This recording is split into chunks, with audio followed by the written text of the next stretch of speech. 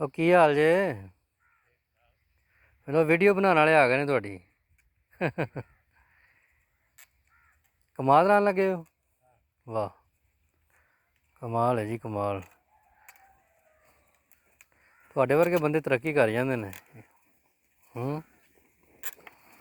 ਤੁਹਾਡੇ ਵਰਗੇ ਬੰਦੇ ਤਰੱਕੀ ਕਰਦੇ ਨੇ। ਹੋਰ ਬਾਬਾ ਜੀ ਕੀ ਹਾਲ ਹੈ?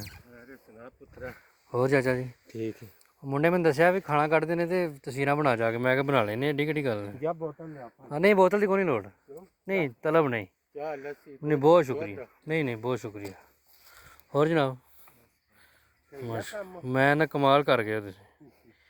ਮੈਂ ਨਾ ਤੇ ਕਛਰਾਂ ਦੇ ਕਿਲੇ ਵੀ ਦੱਸਿਆ ਬੰਦਿਆਂ ਨੂੰ। ਮੈਂ ਕਿਹਾ ਬੰਦੇ ਕਮਾਲ ਕਰ ਗਏ ਨੇ।